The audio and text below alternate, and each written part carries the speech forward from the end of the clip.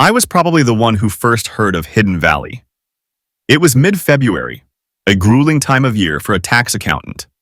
The long hours, deadlines, and having to pay attention to line after line of numbers can become overwhelming. And when you add to that the gloomy, drizzly weather of the Pacific Northwest at this time of year, life just becomes miserable. Gina was under pressure, too. She was the manager of the Portland branch of a national furniture and decor retailer. Her district manager was constantly reporting to her about daily sales figures, new credit card openings, and lower labor costs. All of this work-related stress was taking its toll on our relationship. We hadn't had a fun time in weeks. I know that these pressures were taking a toll on our lives.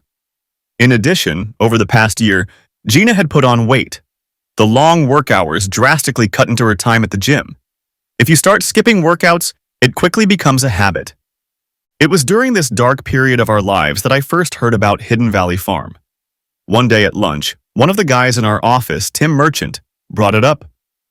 "My sister and her husband came here and they really like the place," Tim said. "They talk about the fresh air, the lack of stress, and the community they create. Compared to this shit," and he slammed his hand down on a folder of tax documents he was holding. "It sounds like paradise." "Is this that place in southern Oregon near Grants Pass?" Neil, another guy from our office, asked. Tim nodded affirmatively as he ate. "I read somewhere about a leader, some genius in microbiology or something," Neil suggested. Tim swallowed and continued.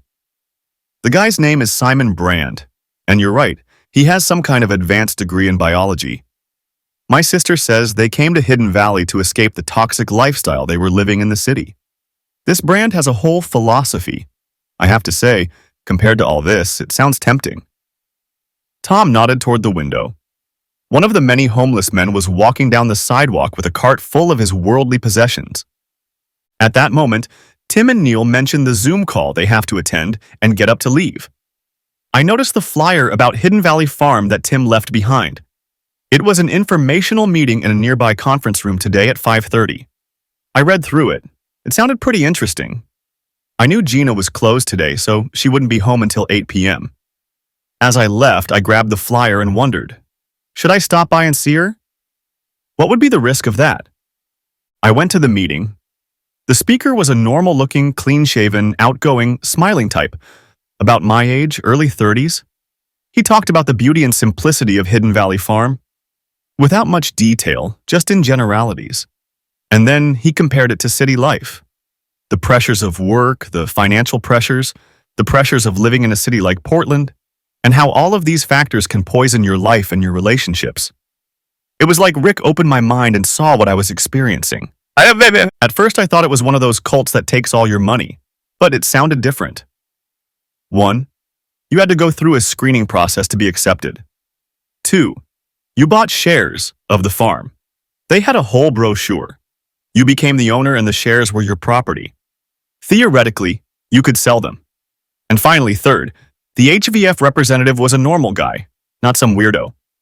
He looked like he could have been a friend or neighbor.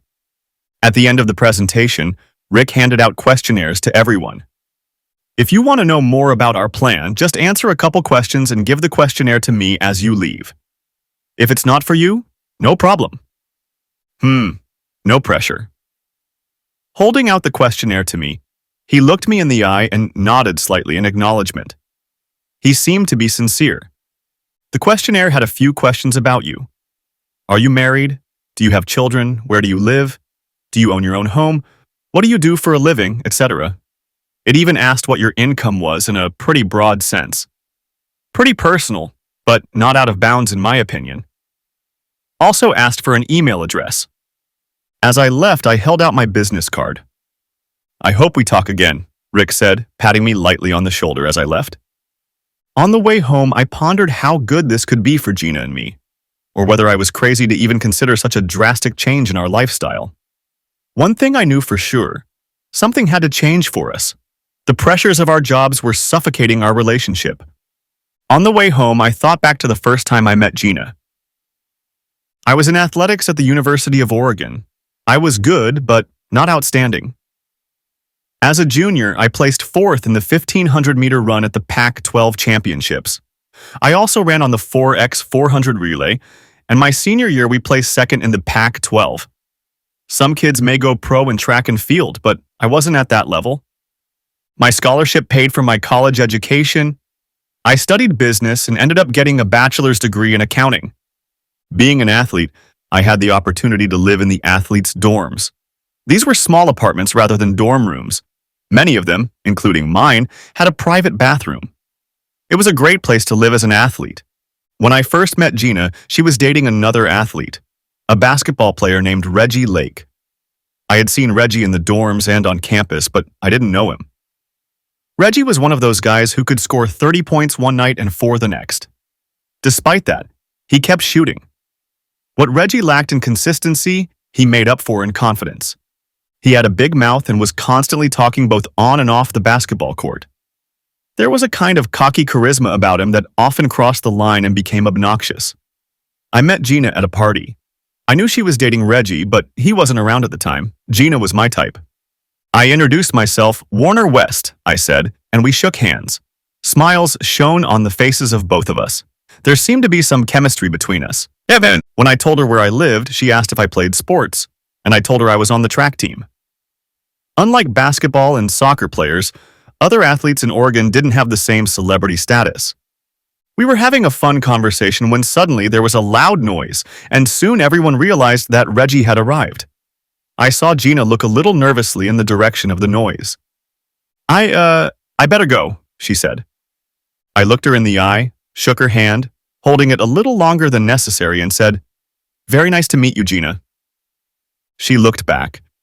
At that moment, Reggie walked up to us in all his glory. He grabbed Gina's hand. "Let's go." He barked at her. I looked at Gina, and she was looking at Reggie with adoration. Then I looked at Reggie, and he was staring at me with undisguised disdain. I held my gaze on him for a few moments and then looked at Gina again. She was being readily dragged along by a smirking Reggie. As they left, she continued to look at him with a satisfied expression on her face as he dragged her through the crowd at the party. I didn't realize anything. I had just had a great conversation with a woman who seemed smart, interesting, and confident. The woman who was being led around by the basketball player, on the other hand, looked insecure and weak. Thinking about it later, I felt a connection between Gina and me. Her adoring look at Reggie was so out of sync with the cold, intelligent girl I was beginning to recognize. Never mind, I thought at the time. It was probably 2 years after graduation when I met Gina again in downtown Portland. I was meeting a few people from the office after work for drinks. She was with a group of people who were doing the same thing. Although our interaction in college was brief, my first impressions of her were mostly very positive, and I liked the way she looked. I was drawn to her. At the bar with my buddies, I kept Gina and her band in sight with the help of a bar mirror. At one point, I saw her get up and head to the restroom. I abruptly pulled away from my buddies and made sure our trajectories would cross at the small bar. "Gina?" I said with a feigned, surprised expression on my face. She looked up at me with the rudiments of a beautiful smile, but with a puzzled expression. She opened her mouth to greet me, but clearly didn't know who I was. "Warner West, from U of O," I reintroduced myself to her. The seeds of recognition began to sprout in her, but she still didn't understand who I was. "We met at an all-student party. You told me about your goal to become an interior decorator." I said it with what I hoped was a warm smile. Maybe it was my voice, or maybe she really did recognize me, but suddenly she wrapped her arms around me and hugged me tightly. "Warner, of course," she said. "How are you doing? You live in Portland?" she asked. And we rushed off, catching up with each other. We both left our original companions and ended up at a small table, chatting into the evening. We figured out all the details. She lived in Portland, was an interior designer, and worked at a high-end furniture store. I told her I worked as a tax accountant for a regional accounting firm, Eccles and Meyer. Looks like Reggie was long gone. In fact, if I understood correctly, he may have dumped her shortly after I first met her at the party. At any rate, from what I understood, she was single at this point. That was good news.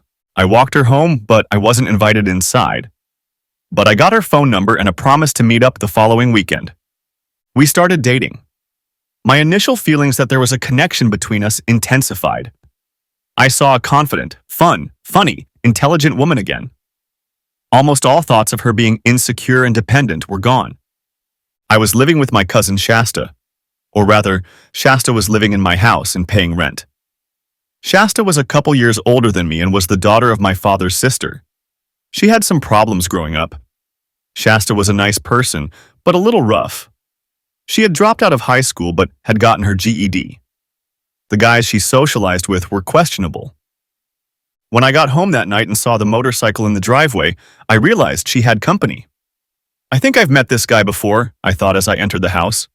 Black leather jacket, large, with a long black beard. "Hey Warren, you remember Zeke, don't you?" Shasta asked. "Zeke?" I nodded in greeting toward the big guy.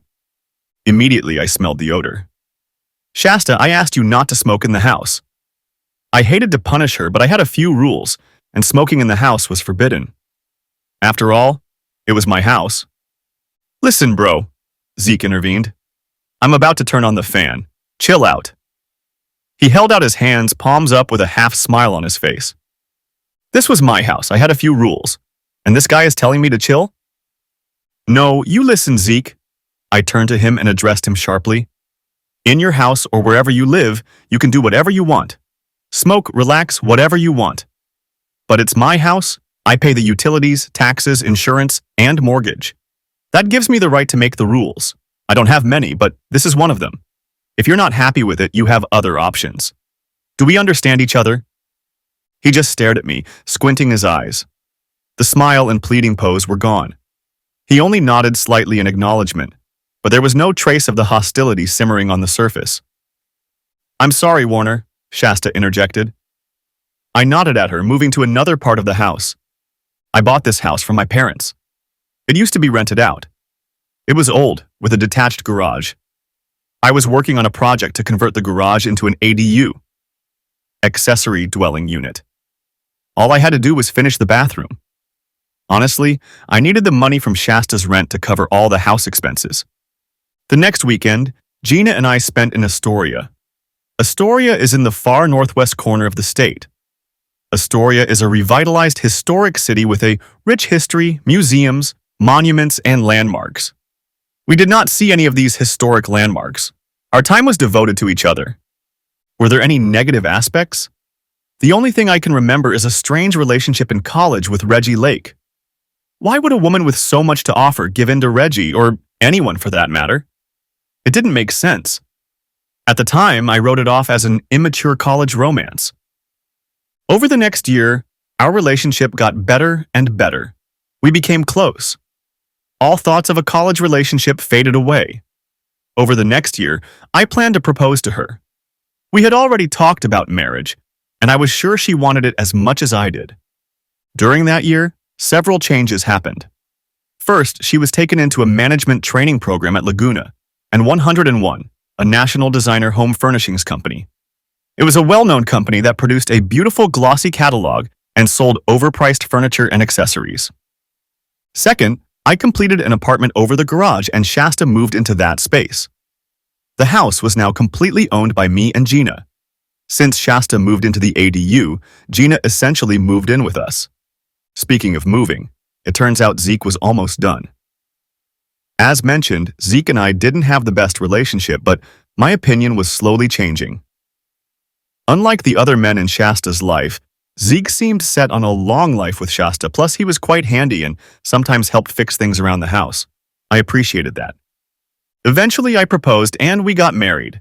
We honeymooned in Hawaii, staying at the Sheraton Hotel on Poipu Beach on the island of Kauai. We had a magical time on this beautiful island. On the way home, I reflected on how good our life had been. First, we had each other and we were so right for each other. Second, we each had good jobs and we lived well. And third, I had a house, and in the current real estate market in Portland, I was very lucky. The future seemed good for us. I couldn't imagine that anything could stand in our way. Back to the present. The evening after the Hidden Valley Farm presentation, I returned home and, as expected, Gina was not home. However, I noticed several other motorcycles, probably choppers, parked next to Zeke's house near the garage. I wasn't sure how to feel about that. I didn't want my property to turn into a motorcycle club hangout, but there wasn't really any problem. I made something for dinner and tried to think of something to tell Gina about the Hidden Valley presentation I'd attended. The more I thought about it, the more appealing it seemed. But was I really going crazy thinking she would be a good fit for us? Gina got home a little after 8 in the evening. I asked her how her day had gone. Sales are down from a year ago. I got crap about it from the DM, district manager. Mary Louise, one of my assistant managers, tendered her resignation. She was one of the few people I could rely on. I was also told to take a 10% pay cut. She continued, I knew what my mood was. It was fragile. If I made the slightest mistake, the accumulated stress and anger could be directed in my direction. I was cautious and simply nodded my support and understanding. When she spoke again, describing the perceived shortcomings of her performance, I tried to change the subject or at least steer her in another direction. Would you like a beer? I asked. A safe topic, I tried to be polite. What? Now she was looking at me. Oh, I'd stepped on some kind of verbal landmine and didn't know what it was. I'm explaining what stress is in my life, she says, looking at me intently.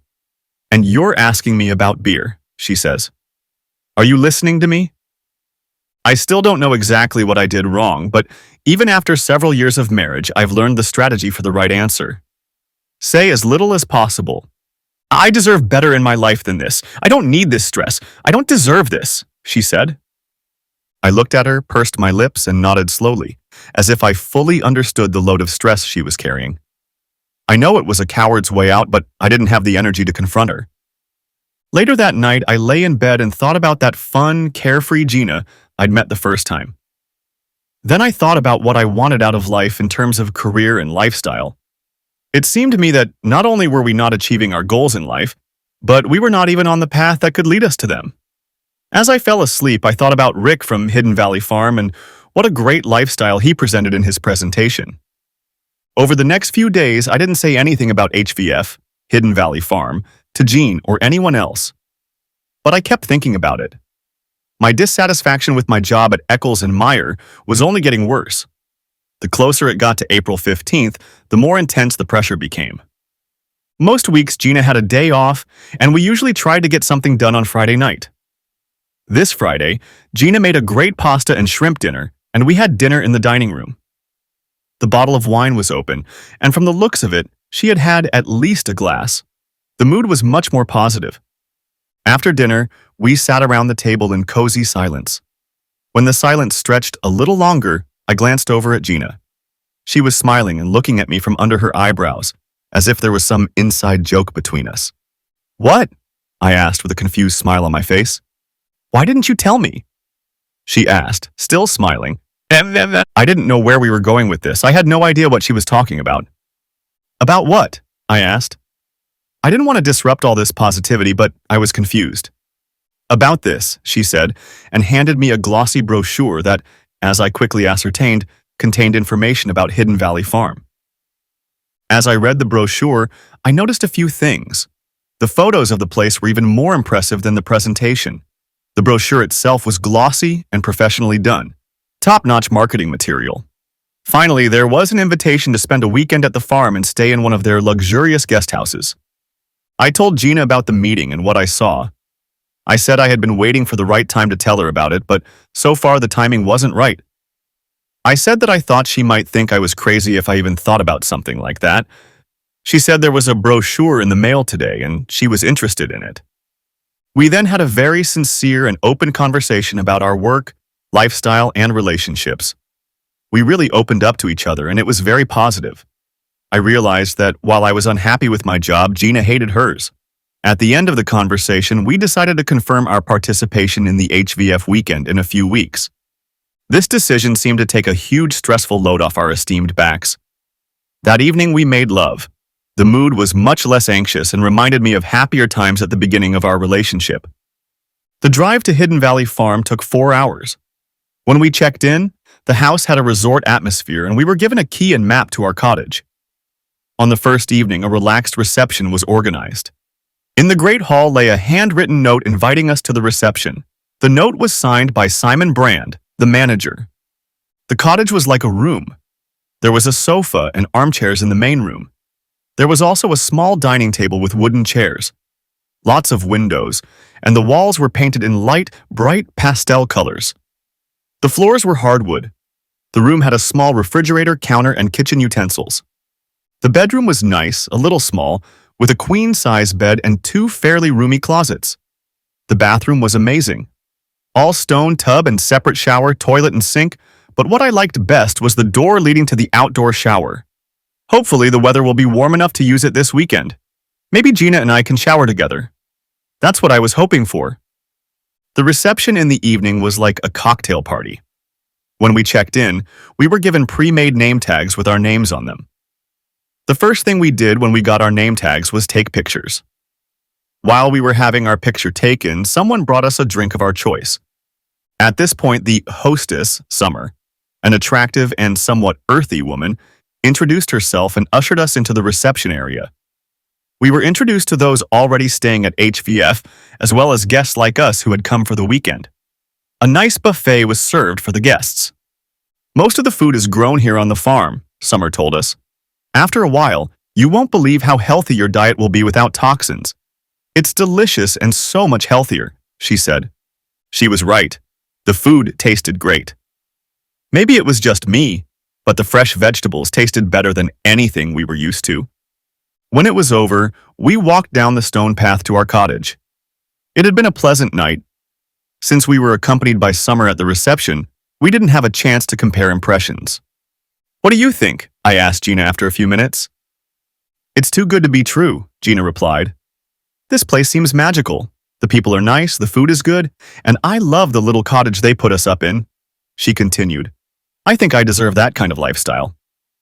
I thought about her words for a moment, then added, "I wasn't sure what to expect, but what struck me was that all the people seemed so normal. People, whether they were regulars or guests like us, seemed like people I would be friends with in any situation. I expected to see weird hippies, and these people are just like us," I told Gina. She nodded in agreement and took my hand as we approached the cottage. Although it was late evening and we had had a long day, we were both enthusiastic about the event. Gina announced that she was going to go freshen up and headed for the bathroom. I explored the cottage. On Saturday morning, a light group breakfast awaited us in the large dining room. Fresh fruit and yogurt. A tall, smiling man walked around the hall, chatting with people and shaking their hands. There was a special purity, confidence, and ease about him. Eventually, he came over to where we were sitting. "Tom January," he said, introducing himself and shaking our hands. "What do you think of this?" Tom asked us. We told him how impressed we were and how much calmer we felt at Hidden Valley Farm. He seemed very pleased to hear our impressions of the place. "So, Gina, I understand you are in retail and Warner is the financial controller," he asked. It struck me that he knew such details about us. With great sincerity, he looked us both in the eye and said, "We could really use both of you. Simon has a plan for what our lives should be like, and we are moving toward it. Frankly, both of your skills are needed on the farm." As he withdrew, I was overwhelmed with a sense of positive energy from everything I had seen. And when a guy as smart, good-looking, and charismatic as Tom told us, he needs us, it was very flattering. When I looked at Gina, we exchanged a positive look. We were in small groups, but we had our own individual facilitator, a guy about my age named Finn. He was pleasant and informative. We saw a huge farm and processing buildings. There was also a separate area for growing marijuana. This is allowed and legal in Oregon. There was also a large metal building where electronics are assembled. "I don't know much about it," Finn told us. Simon, because of his experience with tech, organized it about 2 years ago. All I know is that it's a profitable business that helps support our lifestyle on the farm. Speaking of lifestyle, inside was a large building with a gym, locker rooms, and hot tubs, like a high-end health club. Another interesting feature was the private beach along the river. It seemed like sand had been imported there to make it feel like a real resort. It was all very impressive. As we were leaving, Finn told us, "Try to be in the dining room by 7 today. I think we're in for a surprise." That night in the dining room at dinner, we sat with another couple who had moved to Hidden Valley Farms. About a year ago, they spoke only positively about their experience. They were ordinary, college-educated people from Seattle, about our age, who had given up their careers to change their lives. It was exactly like ours. When dinner was over, the lights were dimmed and there was silence in the large building. At one end was an elevated platform, not quite a stage, but close. A spotlight illuminated the platform, and Tom Januarius appeared with a microphone in his hands. Smiling broadly, he began to speak. Everyone, everyone, welcome to Hidden Valley Farm. For our new guests who are seeing us for the first time, a special welcome. We hope you already understand what we do here. Don't think that our farm is just a place to live. Think that it will change your life for the better. We have a plan for the future, and it can be whatever you choose. Tonight, you will learn a little bit more about that plan. I am pleased to introduce those who are not yet familiar with it. Simon Brand. At that moment, a skinny man in his early 40s came on stage and took the microphone. He was dressed casually in jeans and a t-shirt. Curly, graying hair, a beard that had grown back in a few days. I couldn't help but notice how the large man withdrew backstage with a serious look as Simon took the stage. When I first bought this house, I wanted to slow my life down, minimize stress, and live a healthier lifestyle. I wanted to control what I ate. I wanted to get away from the toxins of our cities. Look around you, he said, gesturing with his hands. This is what I wanted for my life. And then people I knew started contacting me. They wanted the same thing. Then we devised a plan. We had to become self-sufficient, so we grow most of our food ourselves. We found that people were willing to pay for better food, so we got a business. Since then, we've had several other businesses. We have found people who want to live here and have certain skills. We work with them to utilize their skills and make our farm better for everyone. This is no longer my farm. It belongs to all of you. Together, we have a plan for this farm and our lives. It may not be for everyone, but you have to ask yourself, what do you want out of your life? I have said enough. If there are questions, they will be answered at your meetings tomorrow. I ask one thing of you. As you leave this dining room tonight, listen to the sounds of the river, breathe in the fresh air, look at the stars in the sky. Take it all in, and then decide if your current lifestyle is what you want, or if you want something more. Good night. Gina and I were stunned by his words. There was more than charisma in this man. There was passion and strength in him. At that moment, I felt like I would follow him anywhere. I noticed Gina's gaze. She too was looking at him with an unusual expression. I had seen that look before, but at that moment, I couldn't figure out when exactly. He's pretty impressive, isn't he? Mike, the guy from Seattle, asked me. I just nodded.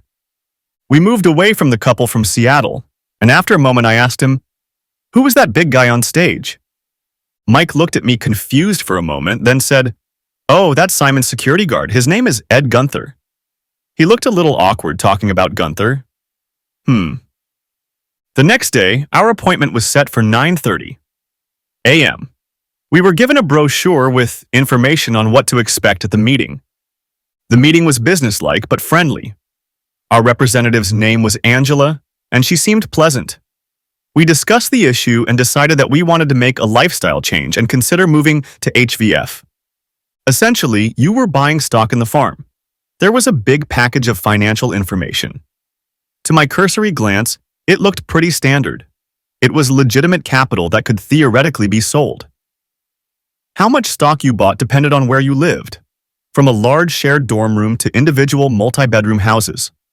When we figured out how much we were willing to buy with our savings, we were able to qualify for a cottage. One just like the one we were staying in this weekend. "Can we see the specific cottage we're staying in?" Gina asked. Asked Gina. "Okay," replied Angela, typing the information on her laptop. "It looks like you were staying in cottage 19B this weekend. It's a nice room with an updated bath." She continued to study the screen for another minute or so. "I'll be right back," she said, and left abruptly. We looked at each other in silence, nervous and a little embarrassed. A few minutes later, she returned with a wide smile on her face. "You're lucky," she said. 19B would have been a more expensive target for your stock, but the people who were scheduled in that block have moved into quarters. If you wish, but you better make your decision now. I can put you in 19B. Before we could even discuss it, Gina said, "We agree." And our path to a new way of life became certain. It was a bit of a surprise. Not that we had made such a big decision, but that Gina was so enthusiastic about it. We were both happy about it. Over the next few weeks, we were able to detach ourselves from our old lives, jobs, and commitments. One thing I needed to resolve was my house. It seems that some HVF owners sold their homes and used that equity to buy stock. I decided not to do that. Shasta and Zeke will be moving into the main house. He had an apartment that he was renting out and will officially move there. Their rent will support my mortgage payment. The garage apartment will be empty for now. We left the furniture behind, so other than clothes, there was nothing to bring to Hidden Valley. 3 weeks after leaving, we returned to Hidden Valley Farm. During these weeks, we discussed all the details of life in our new home. We had a lot to learn. As we studied all the information, I noticed that most of the farm was very well organized, and some parts were completely unorganized. I shrugged my shoulders. Apparently, it was a work in progress. We learned a few more details about the Hidden Valley Farm business. It was essentially a joint venture. At the end of the year, profits were distributed.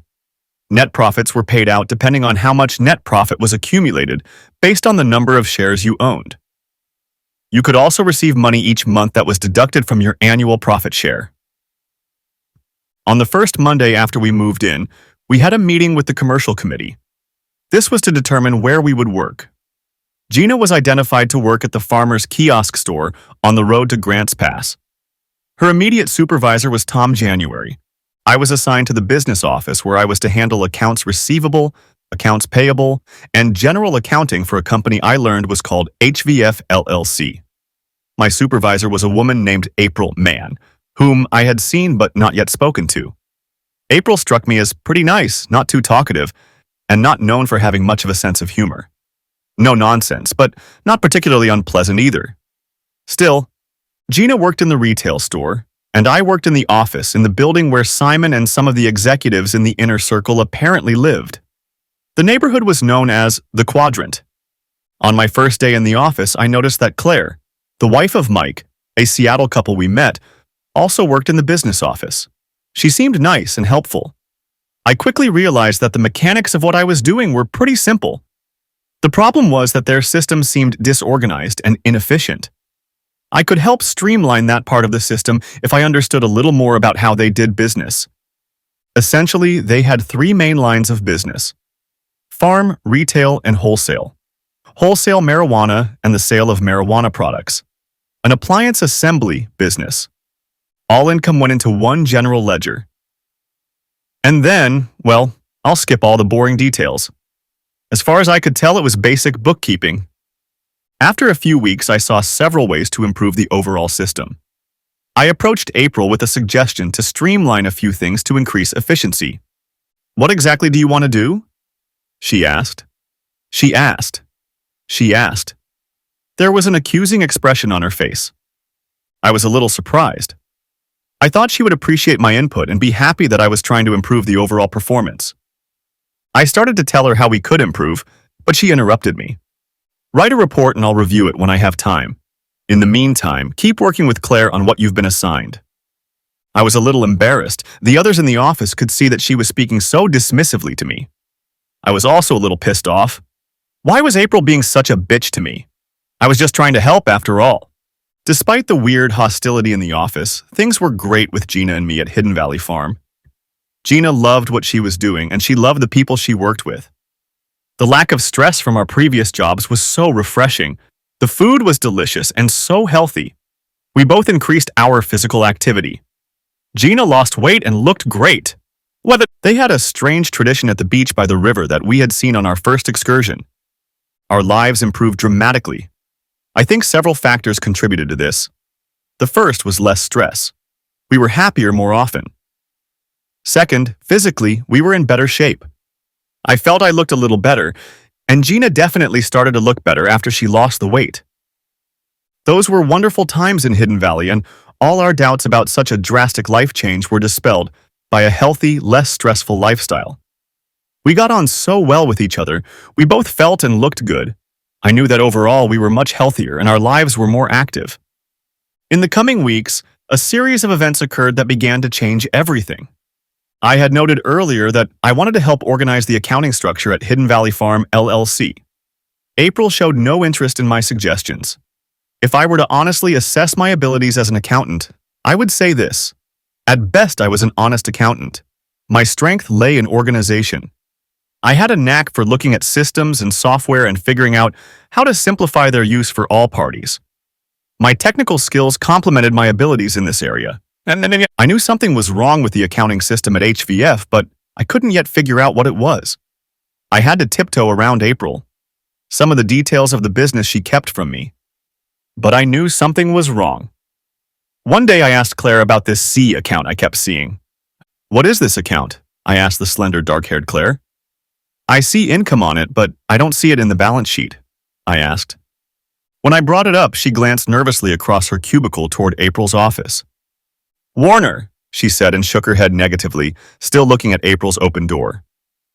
"What?" I asked, puzzled by her behavior. "Just leave him alone," she whispered to me. And at that moment, we heard a noise coming from April's office. Claire's strange behavior spoke of secrecy, so I went back to my cubicle and continued my work. At one point, I took my eyes off the screen and saw April leaning against the door jamb and looking at me with her arms crossed. Later that day, Claire brought me a file folder. Inside was a sticky note. "Be careful, there are cameras everywhere. Destroy this note." What or who? Then I found another folder. In it was a series of requests from the IRS. Apparently, they were requesting information and had questions about our method of accounting. The IRS was asking for clarification of estimated taxes for recent quarters. Apparently, some of the information was provided, but not all of it. The IRS had an agent, Damon Claiborne, who persistently pursued us. HVF LLC had so far avoided further questioning, but I could see that this Claiborne was persistent. I put it aside for later. A few days later, there was a strange commotion in the representative cluster in the quad. We heard someone raising their voice and yelling at one of the executive residences. This went on for several minutes. I got up to look out the window to see what was going on, but couldn't make out exactly who was making the noise.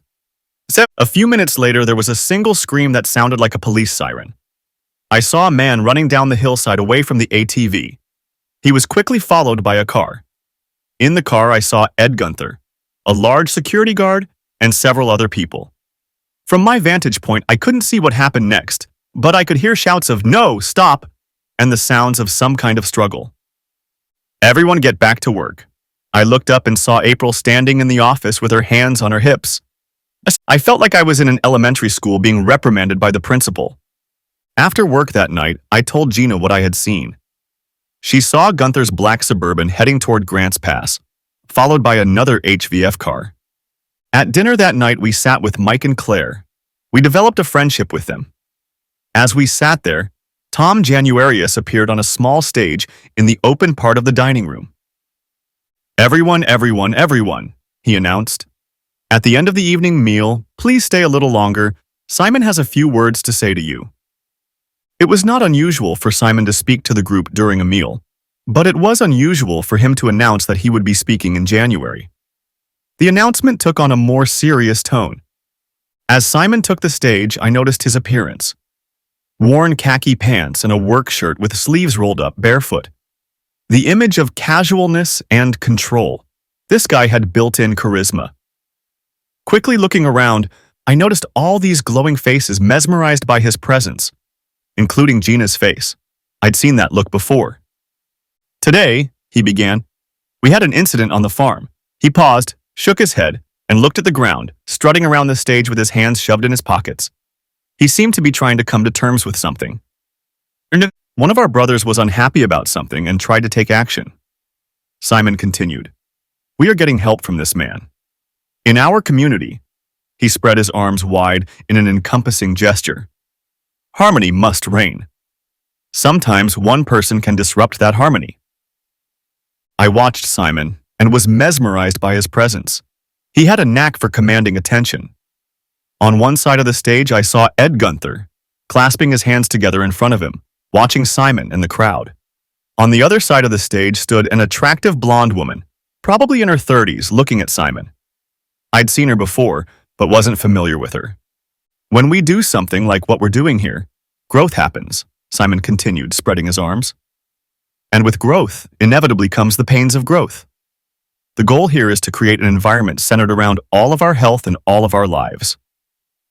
We lead this farm toward those goals. Every once in a while, not often, someone has a different idea of their individual goals and gets frustrated. It saddens me when that happens. That's when we have to make adjustments. Finally, I ask one small thing of all of you and make you a promise. I ask you to make a small sacrifice for the good of all of us. I promise this. If you have any problems, we will do our best to resolve them. My door is always open to all of you. If I am not available, you can ask Tom, Ed, or April for help. We have a plan, and we are moving quickly and confidently in the right direction. Good night? That was it. As we got up to leave, I asked Mike, what was that all about? I wanted to hear what he knew. Mike just shook his head and quickened his step, moving away from the dining room. I had to almost run to catch up with him. When I caught up with him, he didn't answer any of my questions. I finally asked him who the blonde woman on stage during Simon's performance had been. The wife, he whispered to me, after which he and Claire walked off in the direction of their cottage. What kind of wife, I wondered. The whole day passed in strange forebodings. First, the incident in the square, and then Simon's vague explanation. Gina and I discussed it, but she didn't seem puzzled or concerned by the day's events. I went back to work and Tuesday came. I knew Gina would be with the other women at the beach. That usually meant an exciting evening for us. I was looking forward to it. In the meantime, my questions about the C score continued unabated. As far as I could tell, large amounts of income were unaccounted for, and the only place they could be was in the mysterious C file. Claire knew about it, but didn't want to talk about it. Strange. Another request showed up from IRS agent Damon Claiborne. I couldn't figure out what we were responding to. In the evening, Gina was in a good mood after a day at the beach. She seemed to be thinking about something. After dinner, I asked her how her day had been. Yes, it was a good day, she said. I really like my job at the farm store. I suggested some marketing ideas, and Tom and the others were receptive to my suggestions. She continued. Gina, that's great. I'm so glad it worked out, I said. But I was wondering how it went at the beach today. It was very different at the beach today, she said, and looked toward the river. Really? I asked. Different how? I was expecting some kind of teasing answer. Simon showed up, she stated. What? Almost shouted I. Tell me what happened, I asked. At first it was just a normal day. A group of us were enjoying the water and sunshine. I was lying on my towel, drying off after swimming. I was about to fall asleep when I heard some noises that seemed out of place. Gina continued to stare out the window at the river. When I opened my eyes, I saw a dressed man walking down the beach. It took me a minute to recognize him. I felt like covering myself with a towel, but there was no one around, so I didn't. Did you talk to him? I asked. He came over to where I was lying, squatted down and talked to me like he knew me. He knew my name, asked me how I liked it on the farm, said he'd heard good things about my work. It was flattering that Simon was so nice to me, but also weird. Another strange thing happened this week while I was at work. I was going through some income statements and saw something that I thought was related to the C account. There were a lot of unreported amounts there, thousands. It was quarterly tax time and any net income had to be reported. I began to understand why this Claiborne from the IRS was hesitant. I asked Claire and she quickly told me that I should talk to April about all of this. I walked over to April's office and stood in the doorway. She was working intently on her laptop. I saw that she had her C account open on her screen and watched as she logged into it on her laptop. I saw the sequence of actions as she logged into the account. I also saw what file program she was using. At this point, she was completely oblivious to my observations. If I somehow managed to find out her password, I would know how to access and copy that file. April, I asked. I startled her. She almost jumped up. She turned away from me and closed the small right top drawer of the desk. Jesus, she said. What do you do sneaking up on people? You almost gave me a heart attack. What's the matter? She demanded. I asked her about the C account and the quarterly taxes on that income. She looked at me with a long, hard stare. I'll take care of that. You don't have to worry about all that. Just leave it alone, she told me. But, I said, there seems to be a lot of money coming into this account from the farm store. We have to pay taxes on it, I told her. Leave it alone. Now she was yelling. I'll deal with it. Now get back to work, she yelled at me. Walking back, Claire witnessed this altercation and looked at me. I was embarrassed, but even more pissed off at that bitch April. Besides, I was curious. Something wasn't right here. That night I tried to talk to Gina about it and lay out my theory. She seemed withdrawn and showed little curiosity about what I was saying. When I asked her what was going on, she replied that everything was fine. This mood persisted for a few days. A week or so later, she came home from work excited about something. "Guess where we're having dinner tonight?" she announced with a smile. "In the dining room?" I replied, curious as to what was up. "No, tonight you and I are having dinner with Simon at his house," Gina announced proudly. "How did that happen?" I asked. She told me that Simon and Tom January showed up at the farm store in the afternoon while she was working. Tom told me that Simon wanted to look at some of the new changes. Many of the things he noted were ideas suggested by Gina. Simon spent some time with Gina and complimented her work. Then he asked her if she and I would like to attend a small dinner party tonight. "We have to be there at 6:30. I need to shower and get ready. I also need to change and find something appropriate to wear," she told me. When I tried to join her in the shower, I was told to wait my turn. There was no time for flings. It was an important night. When I finished showering, I saw that Gina was wearing a dress with a deep neckline showing off a large cleavage. The open back made it impossible to wear a bra. She looked gorgeous, yet classy. I was proud to be with her. At dinner, Simon was a wonderful host. There were about a dozen people at the party, including April, who I had been avoiding. Simon approached me, and we had a nice conversation. As I was able to tell, he had a lot of charisma and had a knack for making you immediately feel comfortable talking to him. "Warner, I've heard great things about how you help our office." "Thank you," Simon said to me. "How do you and your lovely wife like living on the farm?" He asked. I told him how much we enjoyed the change of lifestyle and how much better we both felt. I enjoyed the conversation, but something about him made me wary. I couldn't pinpoint exactly what it was. At dinner, the seats were assigned and I found myself sitting next to Ed Gunther. I noticed that Gina was sitting next to Simon. The food was excellent, and there were lively conversations around the large table. I noticed that Simon and Gina seemed to be engaged in a long and intense conversation. As we walked back to our cottage, I wanted to compare notes about the evening with Gina. We often did this after the parties we attended. She seemed less engaged in the conversation. When I asked her about the conversation with Simon, she was again uncharacteristically terse. Over the next few days, she continued to remain in a quiet mood. Although we were engaged, the intimacy we had rekindled in the early days at Hidden Valley Farm was no longer the same. Meanwhile, in the office, I kept my head down, but watched April from across the room.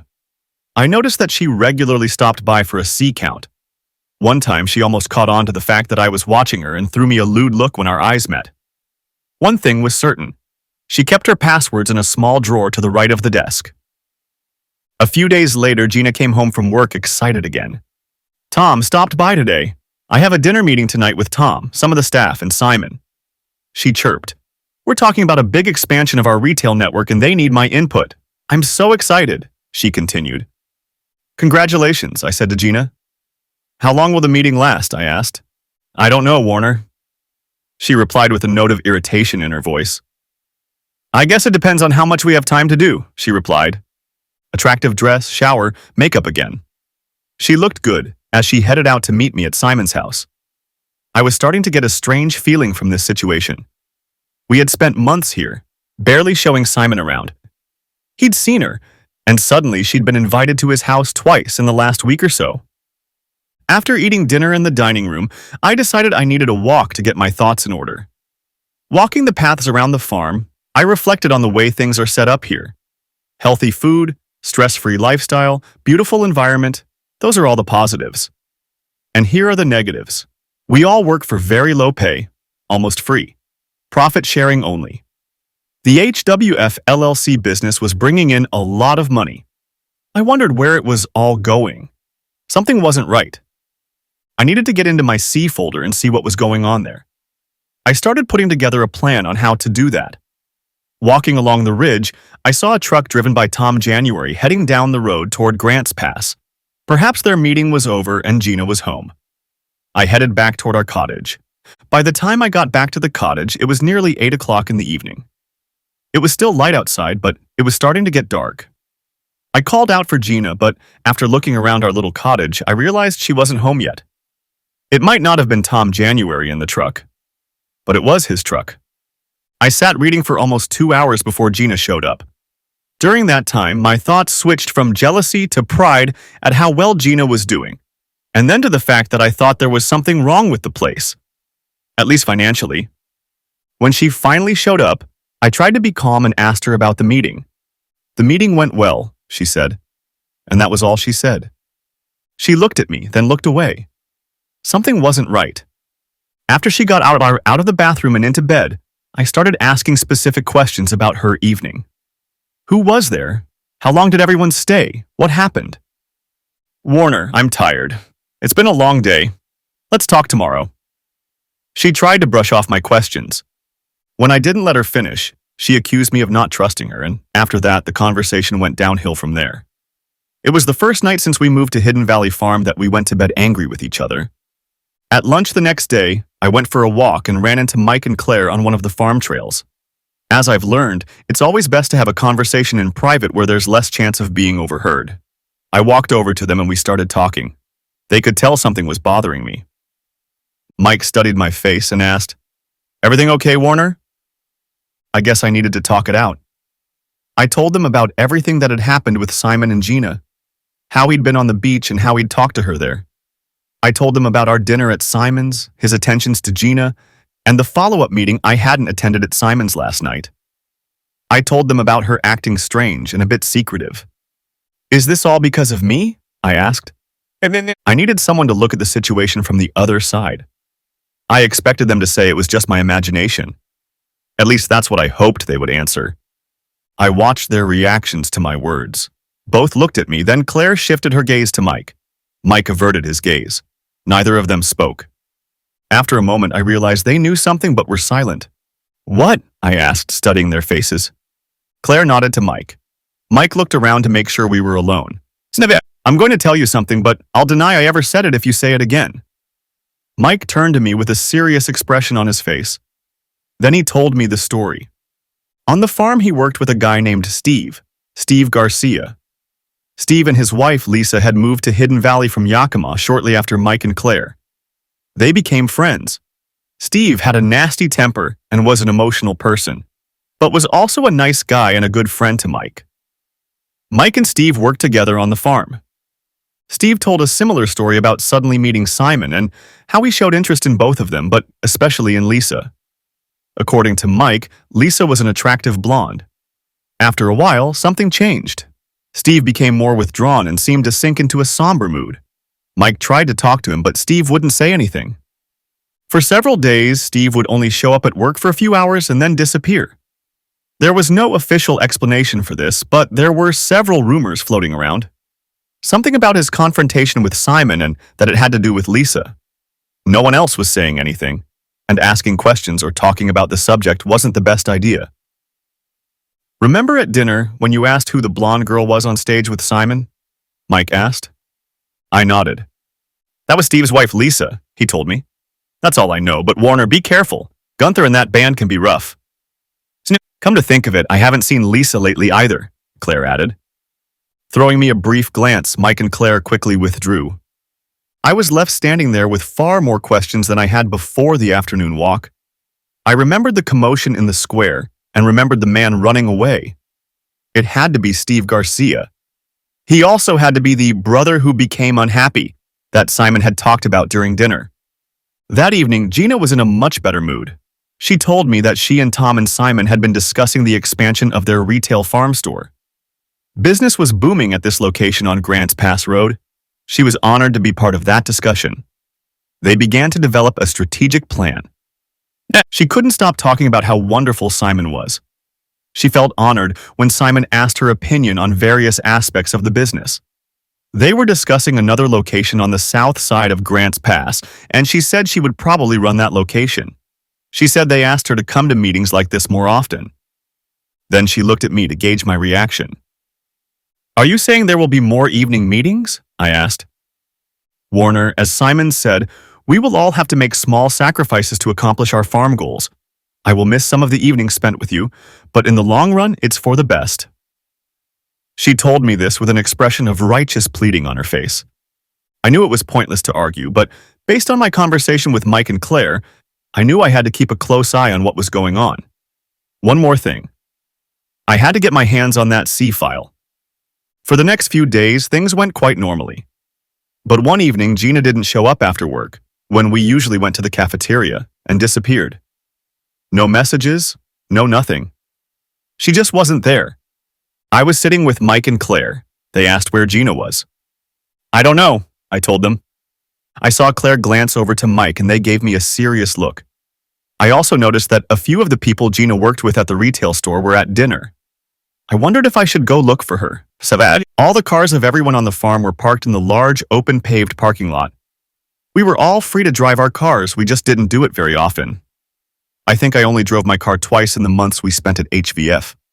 After dinner, I went to get my car to see if Gina was at the store where she worked. Not that I was worried, but it bothered me. When I got to the parking lot, I noticed a heavy steel chain with a padlock thrown across the street. There was no way out of the parking lot. I didn't know what to do, so I went back to the cottage to wait. At midnight, I turned off the lights and went to bed. I was anxious and angry, but exhausted at the same time. I fell into a light sleep. I must not have been asleep long when I heard Gina come in. She immediately headed to the bathroom and I heard the shower running. When she came out, I asked her where she had been. She hesitated and replied, "With Simon and some others." "What were you, Simon and the others doing until 1:22 a.m.? I asked, already fully awake. "Warner, I'm tired. Let's talk in the morning." Gina leaned back in her chair and pulled the blanket over herself. I wanted to know where she was, who she was with, and what they were doing. When I started asking her all those questions, she got up, grabbed her blanket and pillow, and went to the couch in the main room. I just let her go. I knew it was about mood and that I wasn't going to get any good answers today. I fell into a deep and restless sleep. In the morning, Gina was gone. She must have gotten up early to avoid the conversation we needed to have. Over the years of our marriage, there had been times when I had been jealous, but never once had I questioned Gina's fidelity. Now, however, I doubted it. Gina looked better than ever. I didn't blame men for being attracted to her, but when a man with a God complex pays attention to her, he wants her. And from what I've seen, Simon usually gets what he wants. Tonight, Gina and I had a long conversation about many things, including our life at Hidden Valley Farm. The problem was that she didn't come home that evening. By midnight, I went back to bed. Waking up a little after 4 in the morning, I was sure I was alone. I couldn't go back to sleep. All thoughts of Gina's innocence had faded away. I was sure she was having fun with Simon. I began to think about various plans for the rest of my life. One thing I knew for sure, I needed revenge. Unlike Steve Garcia, I wasn't going to have a screaming confrontation. I was developing a careful plan. Key to that plan was obtaining the C file. I was certain that Simon, April, and possibly others were skimming, transferring money into a secret account. One of the problems is that no taxes were paid on the proceeds. That's against the law. That's why this case was so secret. He was also cheating all the shareholders of Hidden Valley Farm out of a share of the profits. At work in the office that day, I smiled, giving nothing away about my irritation over Gina's nighttime absence. I needed to focus on my plan. After lunch, I brought Claire a file folder. Inside was a sticky note. "Meet me on the trail behind the barn at lunch." Out of the corner of my eye, I noticed her flinch upon discovering my note. She quickly turned around and looked me in the eye, but showed no sign of agreement. At lunchtime, I went out first and headed toward the barn. 15 minutes later, Claire and Mike showed up. "Warner, this could be dangerous," Mike said with a serious expression on his face. I ignored him and turned to Claire. "This won't take long. Just tell me this. Are April's passwords in the top right drawer of her desk?" Claire stared at me, then at Mike, not knowing what to do. "Warner," Mike said. "That's it. We like you, and we understand what you might be going through, but we have our own lives to worry about." He gave me a hard look, then nodded to Claire. "Yes," she said in almost a whisper. "Her username is aman@hvflc.com, and her password is on the yellow sheet in the top right-hand drawer." With those words, Mike and Claire left before I could thank them. Back at the office, Claire did her best to ignore me for the rest of the day. I didn't blame her. What I was doing was serious and dangerous. I arrived at my empty cottage. It looked lonely and empty, though Gina didn't seem to have taken anything away. I sat down in a chair and began to think about my plan, my strategy. 30 minutes later, Gina, Ed Gunther, one of Gunther's goons, and Simon showed up. I was surprised and curious as to what was going on. They all entered the main room. I stood up warily. Gina moved toward me as if wanting to hug me. I held out my hands with palms up. She stopped abruptly with a short gag in her throat but didn't sob. Her husband, a man with whom she'd had countless intimate relationships, had told her to stay away. Startled, she scooted closer to Simon and he wrapped his arm protectively around her shoulders, and she clung to him. Still not a word was spoken. "What do you all want?" I asked calmly and nonchalantly. Inside me, everything was boiling. "Warner," Simon began, "I know this may hurt, but I have a plan. I don't want to hurt your and Gina's relationship. I'm under a lot of pressure to run our farm properly. I realized I need Gina's advice and support. It doesn't affect your marriage, it's just that I need her right now." I stared at Simon. Ed Gunther took a half step forward, his thug standing at his shoulder. Although I would have loved to punch Simon, there was no way I could handle Gunther and his buddy. "Warner, I know this is all hard to take, but it's all for the good of our community. We've come up with some great plans for our retail business. This will help strengthen the farm. Gina has been instrumental in that. She is an important part of what we do here," Simon said. "And so are you, Warner. Please look at the big picture for the good of us all." This guy was good. For a moment, I almost bought into his ramblings. As he spoke, I watched Gina. I could see the tense expression on her face as she looked at him. I knew I'd seen that expression on Gina's face before. When had it been? Suddenly, a distant memory came over me. She looks exactly the same way she looked when Reggie Lake dragged her out of that party when I first met her. Free adoration. I turned to Gina. "So, are you having fun with him?" I asked. Gina flinched at my expression, and Gunther took another step forward. His physical presence was menacing, and he looked at me with undisguised hostility. Simon slowly shook his head back and forth with a half smile on his face. "Warner, I know you might be hurt by Gina's closeness to me. I realize that. But it's only a small part of what Gina and I are working on. Yes, she shared my bed." Simon nodded frankly. "But I want you not to dwell on that, but to think about your future and the future of all our brothers and sisters here in Hidden Valley. I want you to think of it as a small sacrifice you are making to make our farm a better place." I remember Simon talking about sacrifice in one of his early speeches. I guess I thought sacrifice meant working late or doing without certain material goods.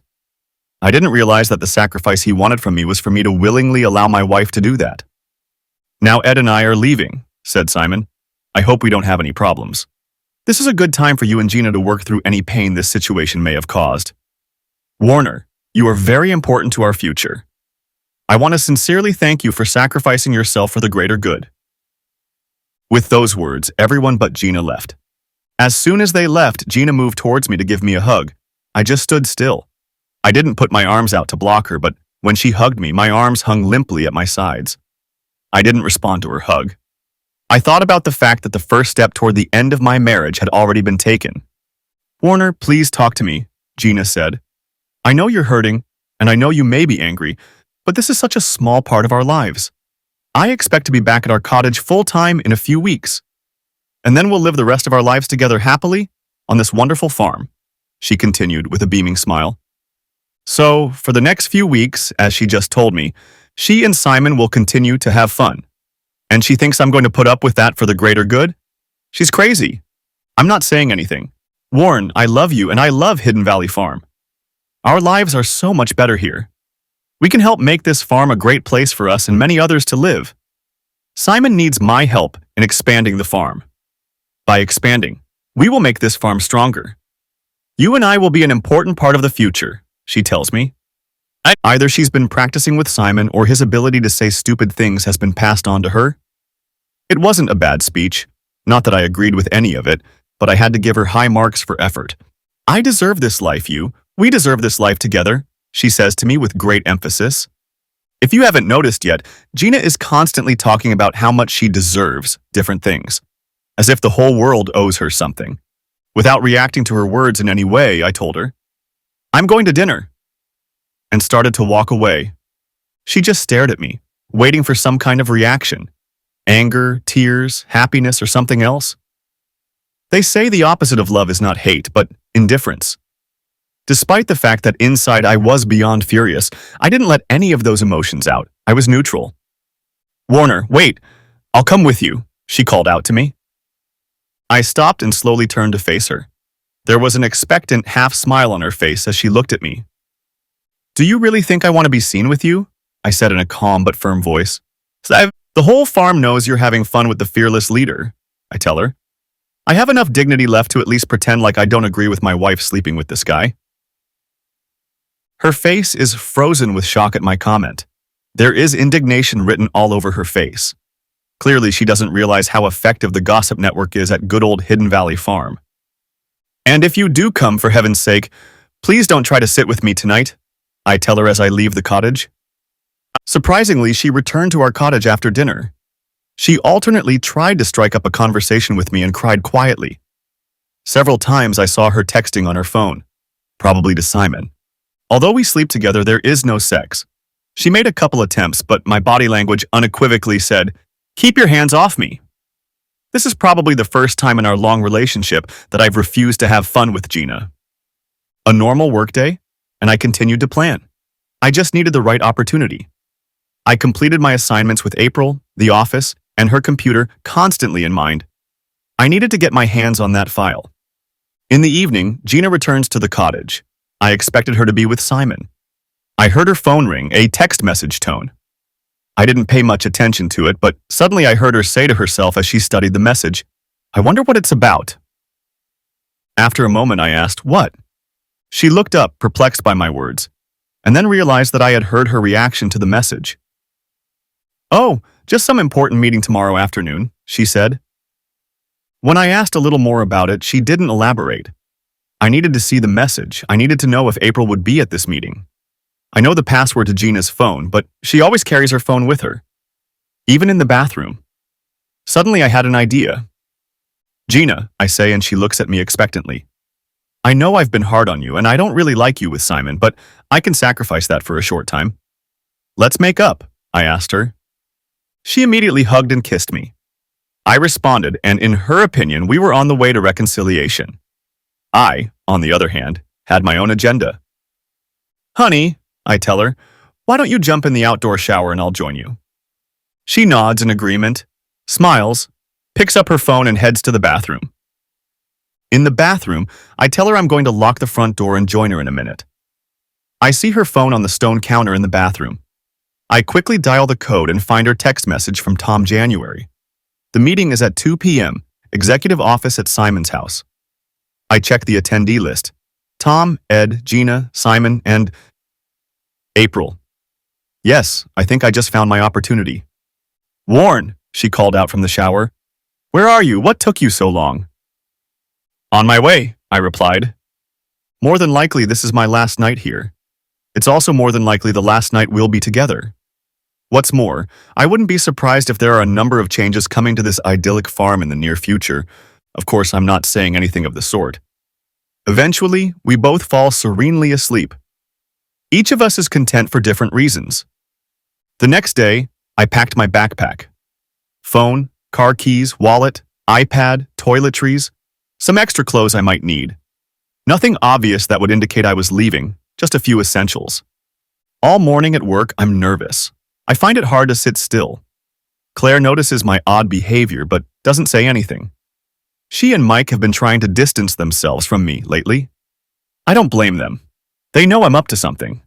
They just don't know what it is. During my lunch break, I stroll alone, planning. Running through my head the steps I need to take. Back at the office, I wait anxiously for 2 p.m. to arrive. I walk to April's office. My hands are behind my back and I lean against the door jamb. I have a series of questions for April. Nothing to do with the secret C account, just normal, boring accounting questions. As I continue talking, I can see that she's becoming intolerant of my innocuous questions. She glances at her watch. Warner, it's very simple. You need to know these things. I have to fly out for a meeting. In the meantime, if you have any more questions, see Claire, April tells me. As she packs up her laptop to leave for the meeting, she doesn't notice that I've taped a piece of heavy-duty clear tape to the strike plate on the door frame. If my plan works, the deadbolt won't latch when she closes the door. I've seen her adjust the internal lock button on the door dozens of times as she leaves and closes it. I know what she will do. When she closes the door, I lean against it, continuing to ask imaginary questions to keep her attention on the door latch. I push the door against the jamb and feel it lock. She quickly walks away. Have a good meeting, I say after her as she walks away. She doesn't respond. I wait a minute to make sure she hasn't forgotten anything. Then I quickly get in motion. I stand up, look into Claire's eyes, and put my finger to my lips. A sign of silence. I hear her sigh as I open April's unlocked door. I peel back the tape. I open the top right drawer. I boot up her desktop and enter her username and password from the desk drawer. Interestingly, her password is April plus Simon forever. I quickly grab the flash drive and move it to the C folder. I then start the boot. There is a lot of data here. It will take some time to download everything onto the flash drive. I'm nervous. While all this is going on, I walk out of April's office. Claire looks at me with fear in her eyes. I only shake my head. One of the others, Belinda, walks into the accounting office and starts chatting with Claire. Nothing urgent, just a midday break to talk. I have to get her out of there. Finally, I ask Claire for help, and that prompts Belinda to leave. I quickly run to April's office and see that the file is fully loaded. When I look up, Belinda is already back at Claire's desk. When she sees me in April's office, she gives me a perplexed look as if to say, "What is he doing in there? That office is off limits." Belinda hurries back to her office. I whisper to Claire, "Give me a head start, but you have to report me." She shakes her head, not understanding. "Belinda will report it. You have to too, or you'll look complicit," I tell her. I say a silent "thank you" and walk out the door. My backpack is on my back, and I want to look like I'm jogging, not sprinting. That would look suspicious. I reach the parking lot and see the chain lying across the road again. I quickly look around the area around the parking lot and see that there's no way the car can get out. Shit. The only way out is to run. I know it's 22 miles to Grants Pass, and I know there are several trails in the Greenbelt to get there. I've run on some of them. I'm hitting the road. Fortunately, in the months we've spent at Hidden Valley Farm, I've done a lot of running. I'm in much better shape now than when we were in Portland. I've run 2 marathons before, so I'm confident that I can tackle 22 miles. I also know that I probably don't have more than half an hour left before they send out a search party. After almost 3 hours, I get to Grants Pass and find the bus station. Still no sign of the search party. The bus leaves in 20 minutes, but it's headed for Sacramento. I buy a ticket and get on. By the time I arrive at the Sacramento bus station, it is late. I find a cheap and seedy motel and stay there. The next morning, I call my cousin Shasta in Portland. I try to explain what's going on, but she doesn't understand.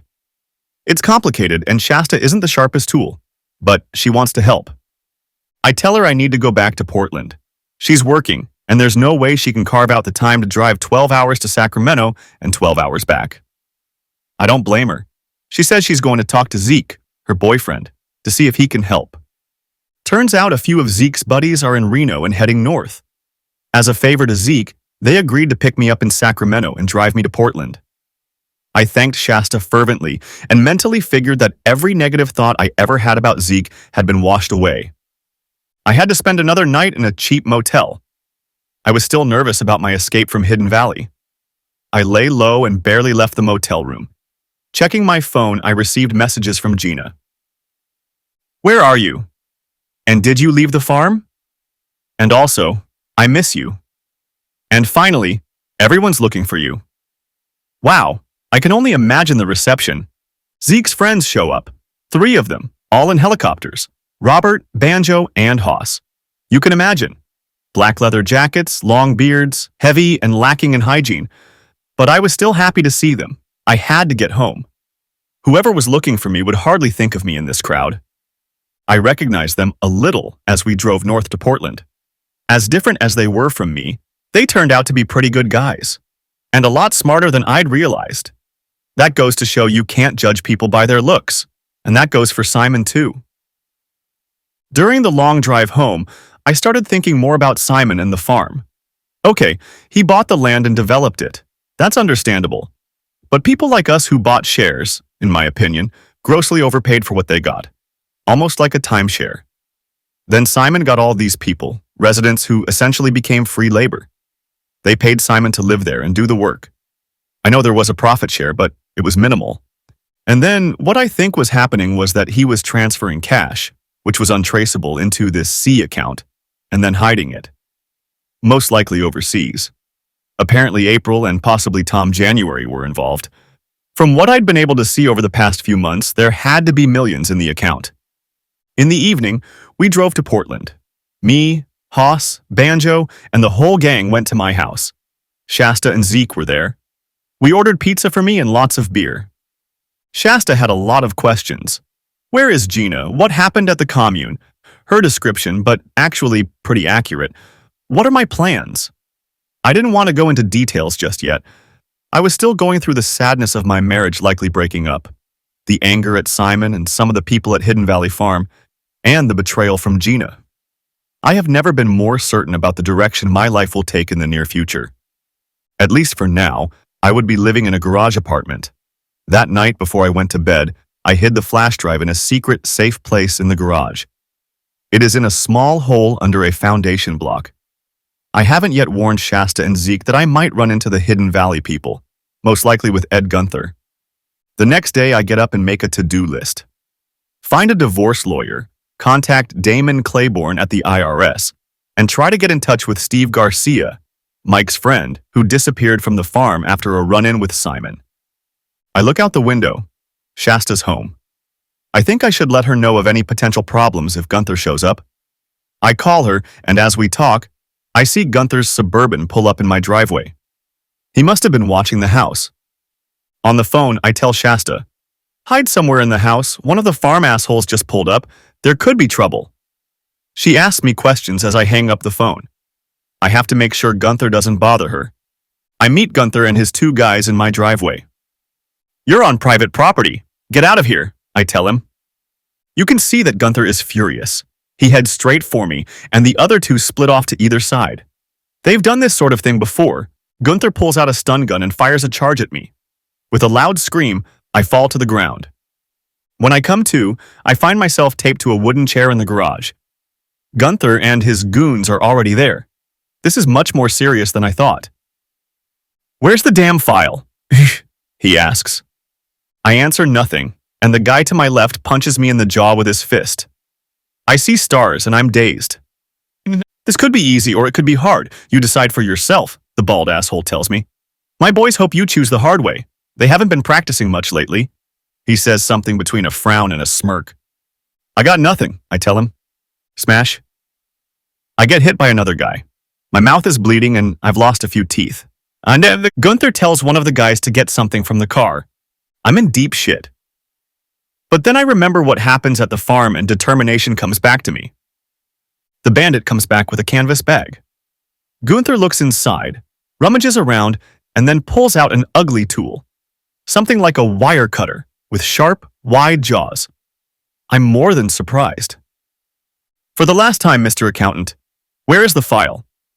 I can see beads of sweat on his bald head. I'm too scared to speak. "Grab his left hand," Gunther says to one of the thugs. I clench my fist, but the guy has no trouble letting go of my pinky finger. Grasping the tip, Gunther moves the jaws of the tool to either side of my left pinky. Then he presses the blades together. A white-hot pain flashes through my head for a moment, and then I must have passed out. I wake up screaming in pain. My pinky finger lies in a bloody puddle on the floor. "That's one," Gunther says. "We have 9 more and then we can start on the other, more sensitive body parts." One of the assholes chuckles. "So, Mr. Accountant, you're going to have a hard time doing your job without fingers," Gunther says in a sing-song voice.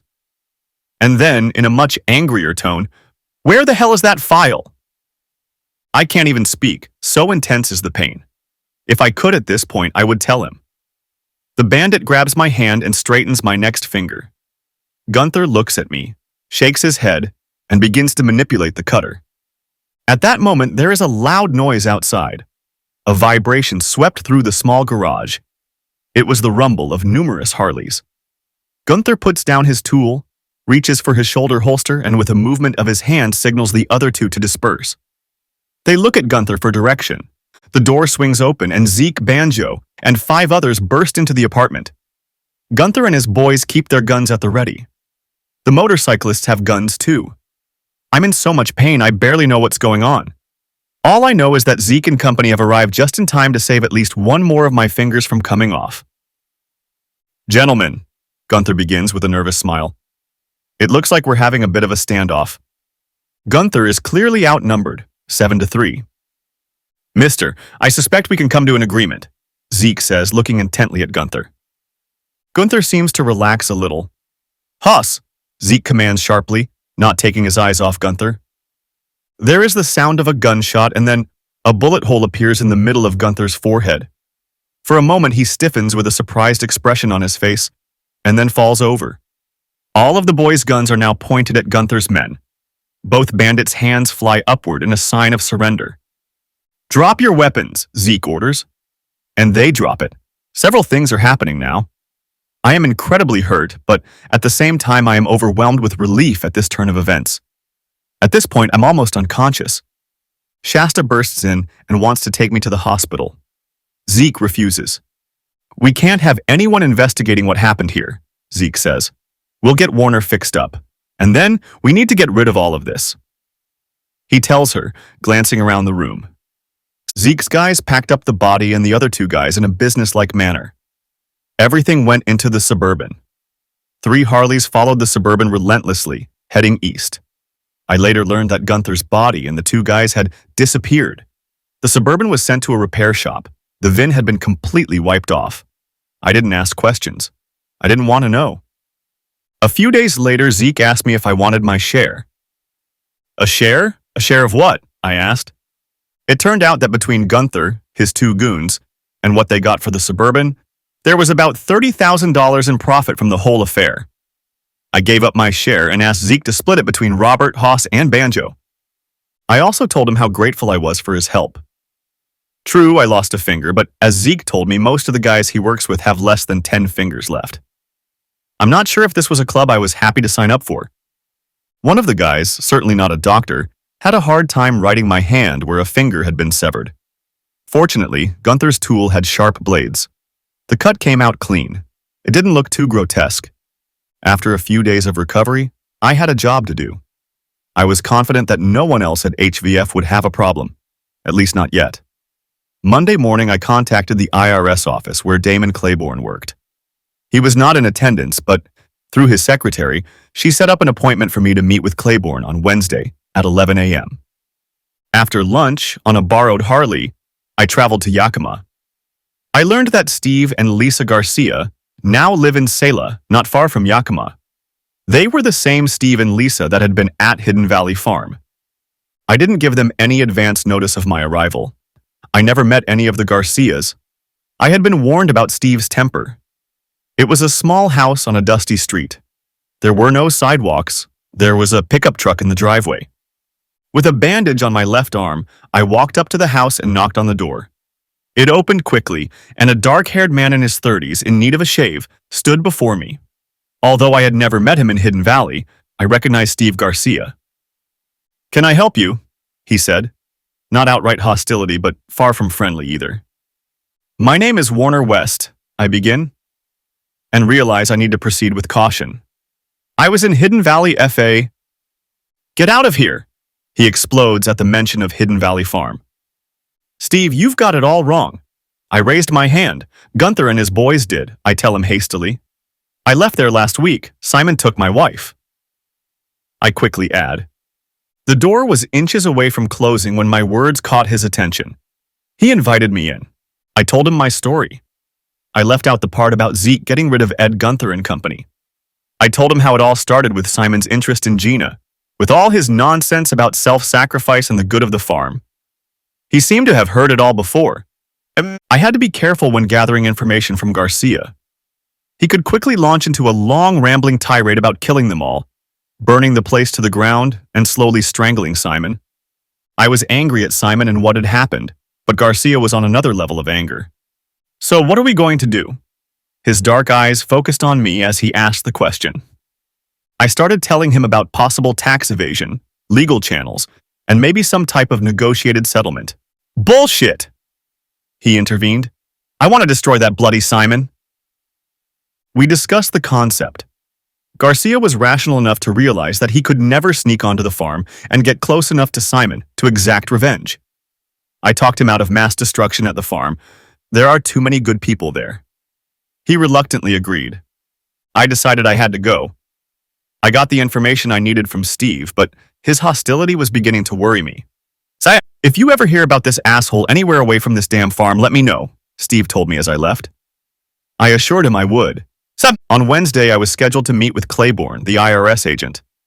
Throughout the time after leaving Hidden Valley Farm, I continued to receive emails from Gina. The tone of them was as if she believed I was coming back, like I was on a business trip. She also kept me in the loop, as if I was still interested in the success of the farm and Simon's grand plans. I answered briefly, if at all, but wanted to keep that channel of communication open. Exactly on Wednesday, I was at the IRS office in downtown Portland. I had showered, shaved, and was dressed in clean business clothes. In my mind's eye, I envisioned the IRS employee as a stout, middle-aged white guy, balding, wearing a brown suit. I was surprised when I met Claiborne. Damon Claiborne appeared to be in his early 30s, probably 5 feet tall, athletic build, wearing a strict dark suit, dark-rimmed glasses, and a neatly tied tie. He was also African-American, and he looked very serious. Good. He greeted us in a businesslike manner and started a conversation. He asked me about my relationship with Hidden Valley Farm and, in particular, the HVF LC business. I told him the whole story. There was no mention of my injured hand. That's all well and good, Mr. West, but we already know most of what you told me about the business, Claiborne said. I need proof. And I held out the flash drive to him. Now I had his attention. I explained what it was and where it came from. He asked if I could wait while he and his team studied my information. I agreed. It must have been about 2 hours later when a smiling Damon Claiborne led me back to his office. Thank you, Mr. West, for this information. The IRS Criminal Investigations Division is conducting a criminal investigation into alleged violations of the IRS Code, the Bank Secrecy Act, and anything related to money laundering. At this point, if there is evidence, we are referring the matter to the Department of Justice. Now, thanks to your help, we have that evidence, Claiborne explained. Are you willing to testify in court? He asked me. I nodded affirmatively. Mr. West, are you familiar with federal compensation for whistleblowers under the False Claims Act? Claiborne asked. I replied that I had heard of it, but didn't know how it worked. Mr. West, let me explain. If a person provides information that helps the government recover funds from companies or individuals who have committed fraud, they are entitled to a reward of up to 25% of the funds recovered, he tells me. I have filed a preliminary application on your behalf for the recovery of funds received from HVF LLC, including money transferred to an offshore account through File C. Thank you, I tell him.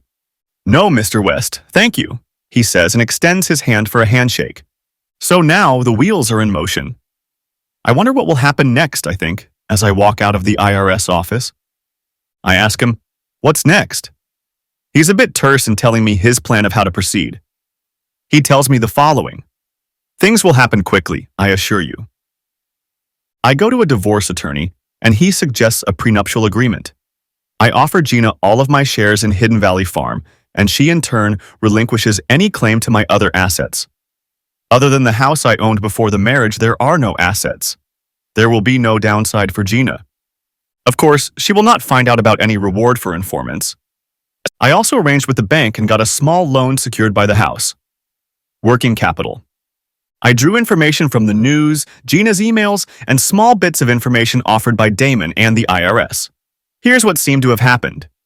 Somehow Simon had learned of the federal raid on Hidden Valley Farm before it happened. He and Gina fled to Ecuador. Ecuador is a country that does not have a close extradition relationship with the U.S. The feds arrested Tom in January and April as officials of HVF LC. They seized computers and searched the premises. Residents were given a week to leave the premises. The business was frozen. All assets, including part of the C account in the Cayman Islands, were seized. To my surprise, I started receiving emails from Gina. She was asking if I had anything to do with the raid, and I told her, of course not. In her emails, she spoke of the Fed raid as a short-term setback. She fully expected Hidden Valley Farm to be up and running soon, with Simon at the helm.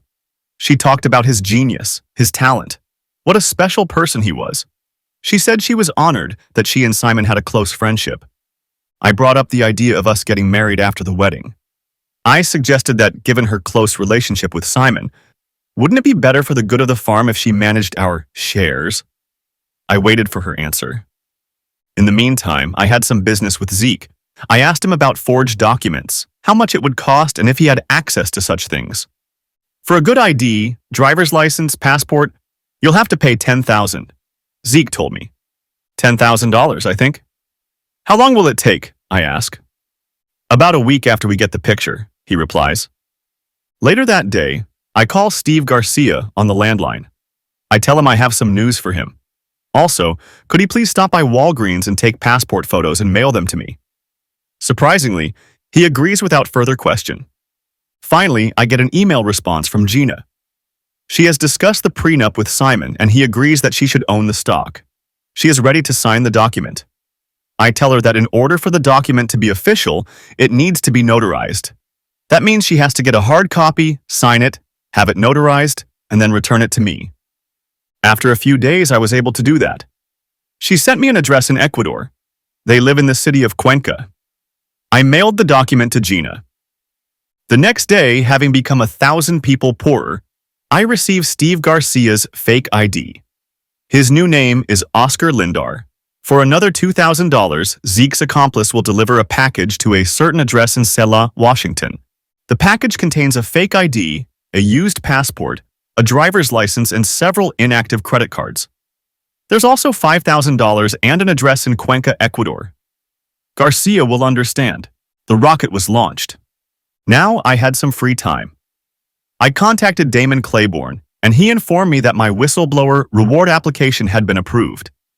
He explained that the government, long known for its slowness, favored quick, decisive action in such circumstances.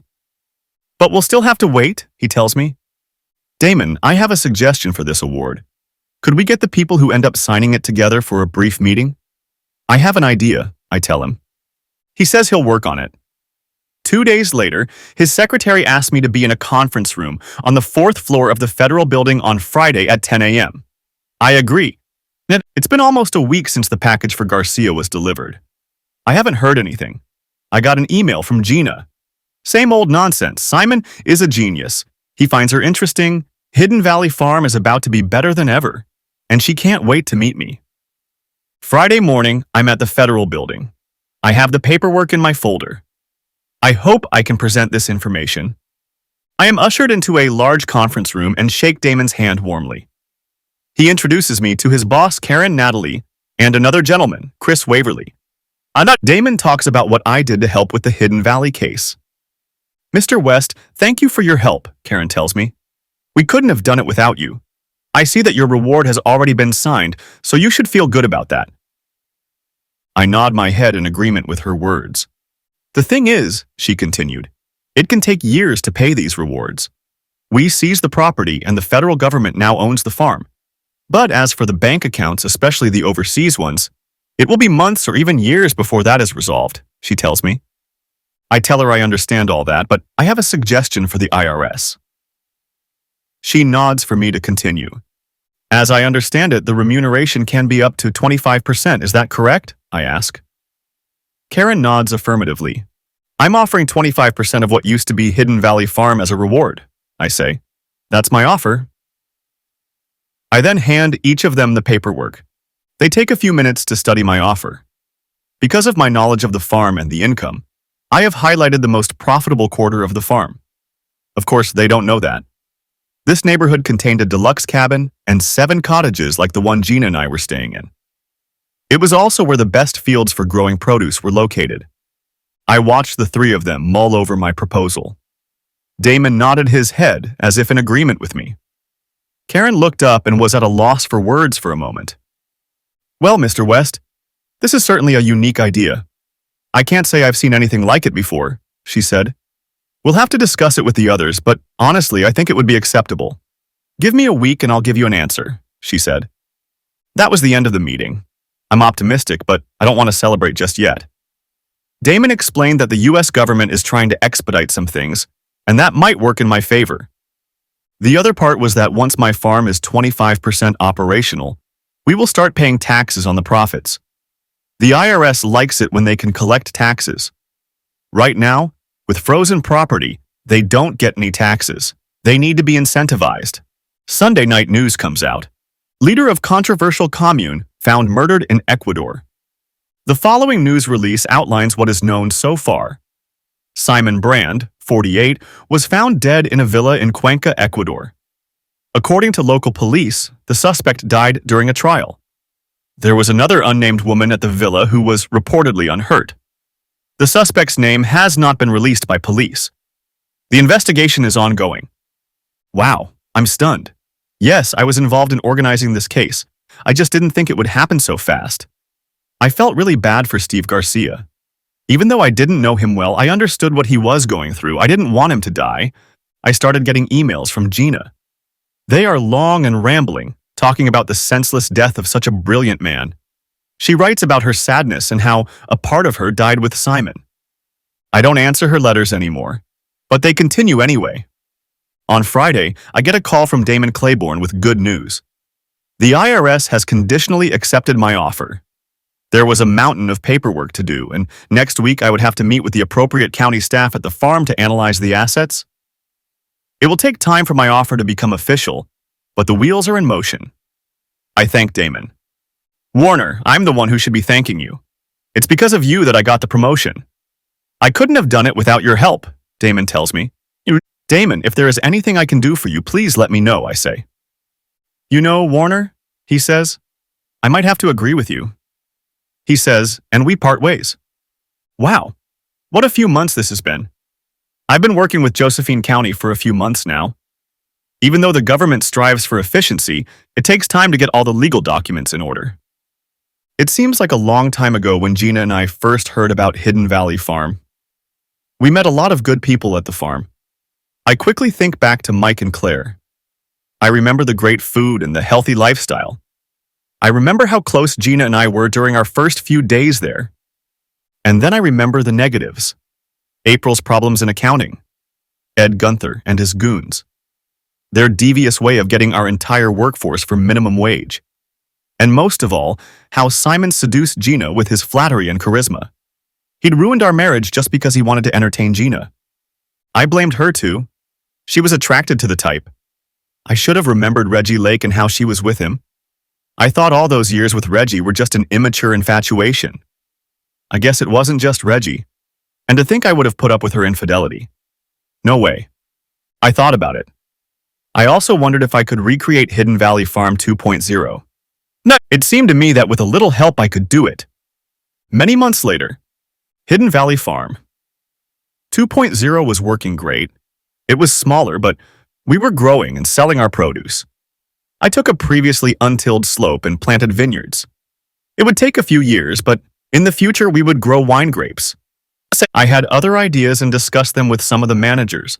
Mike and Claire came back. Mike ran the farm operations and Claire ran the business office. Finn and Summer, our original guides, were also back.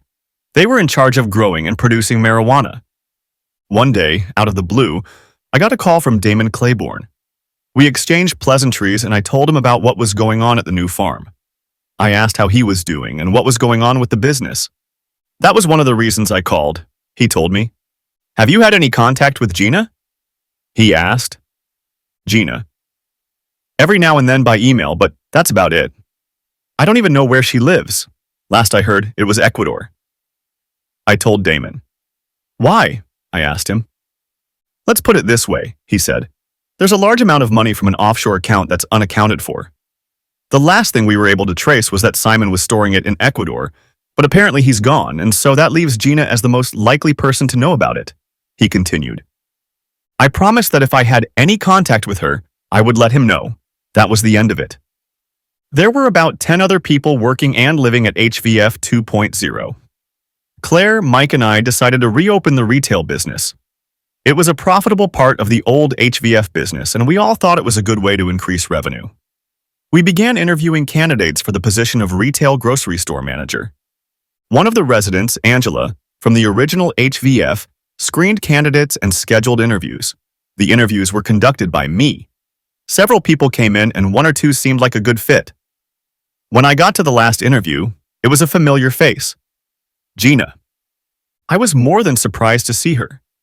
It had been many months since I had last seen her, and she still looked good. I looked at her with a mixture of lust, sadness, and anger. I kept my emotions under control. When she reached out to me for a hug, I shook her hand in surprise. She looked surprised and embarrassed by my coolness. We sat down and began the interview. Before we get started, I said, I need to make a quick phone call. Excuse me for a moment. I smile quickly. I return and we begin. I apologize for the formality, but I tried to do things a little differently this time. I say with a disarming smile on my face. I hope you won't mind if I record this, I say. Oh, Warner. She smiles and says, go ahead and record it if you need to. She shakes her head and smiles as she says this. Okay, let's get started. I say, tell me why you think you'd be a good fit for us, and begin the interview with Gina, just as I had with any of the previous interviewees. Everything was being recorded. Indeed, Warner. She looked at me almost in amazement. You know, I'm in retail. I used to run a store, and we've had tremendous growth. I have great ideas on how to expand our business and make it more profitable. I know the products and the basics of the business. Without false modesty, I doubt you could find anyone more qualified. I nodded silently, digesting what Gina had said. There was a lot of good in her words. Besides, Warner, I believe I'm destined to be here. I think this is our chance to start over. I know things didn't go right before with Simon and everything, but we've been through all that before. I do see a future where you and I will have a wonderful life. I've never been so sure of anything in my life, she told me. And there are other ways I can help, she tells me. I throw a perplexed look at her, as if to say, go on. Financially. She tells me with a secret smile on her face. Don't ask yet, she tells me. I nod at her, puzzled by this statement. And Warner, I never stopped having feelings for you. I'm still in love with you. I think you'll find that I've changed for the better. Simon helped me, and now I want you and I to share those positive feelings. I know, she said with a slight smile. We're going to take our time, but you know we are meant to be together, she concluded, looking at me with a very sincere look. At this point, we were interrupted. Angela informed me of an urgent phone call. I apologize and walk out. I quickly make my way back in. The call was from Damon. I needed to give him an hour. Gina, we're almost done with the interview, I say. But you have me intrigued. Tell me about this financial aid thing, I ask. And she tells me a little about what happened in Ecuador. The day Simon died, Gina was at the market getting groceries. She was in the kitchen putting out the groceries when she heard the noise and screams. She was petrified and hid in the bedroom closet. She stayed that way in the closet. Then she heard gunshots and more commotion. It just so happened that there was a large canvas bag with money in the safe in the closet. Simon wanted to minimize any electronic traces, so they paid for everything in cash. Simon wired the money from accounts in the Cayman Islands. It was over $500,000. Despite her fear and concern that she might be killed, Gina had the good sense to take the money. I deserve this money, she told me. And we can use it to help with the new store, she added. I see, I said. Well, we can certainly discuss this further. For now, I'd like to give you a little tour of what we do here. I tell her. She smiles and greets us as we look around the farm grounds. I try not to rush things. Damon needed an hour. At one point, she takes my hand as if we're still a couple. I get the urge to wave her off, but for my purposes today, I don't. Finally, we make our way back to the office. In the parking lot, I see a newly parked black sedan. Gina and I walk to my office and sit down. I sit for a few minutes looking at her and gathering my thoughts. Gina, I've been interviewing all day and I still wasn't sure who was right for the position. But after talking to you, I've made my decision, I said. Great, great, she said with a wide, expectant smile on her face. I took a deep breath and told her. My new retail store manager will be Christy Freres. She was my first interview of the day. What? Gina said. I don't understand. Didn't you hear what I said? I'm supposed to be here, she continued. She was starting to get angry. Is this a joke? She asked. No, not a joke, I reply. She sits there stunned. Her smile gone, she stares at me. Finally, she pulls herself together. Can you at least give me some explanation? Her voice has become more hostile. She's starting to get angry. I lean back in my chair, stare back and think, yes, I think I can explain, I say. I'll quote, there should be harmony in our society. Sometimes one person can disrupt that harmony. At that point, society must make adjustments. She just stares, realizing where the quote came from. Now, if you'll excuse me, I have my own business to attend to, I say. But there is someone here who needs to talk to you, I tell her. After that, Damon Claiborne and the county marshal walk into my office. Gina West. Damon says, my name is Damon Claiborne with the IRS. I need to talk to you about some missing assets. Please come with me, he tells her. As they walk away, I say, Damon, and he looks up. Then I toss him the recording device. He nods his thanks, leading a crying Gina behind him. For half a minute, a feeling of regret overwhelms me. Then I shake my head and think, no, I made the right decision. I've never been so sure of anything in my life. The end. Thanks for watching. Hope you enjoyed it. Subscribe to my channel and stay tuned for the next videos.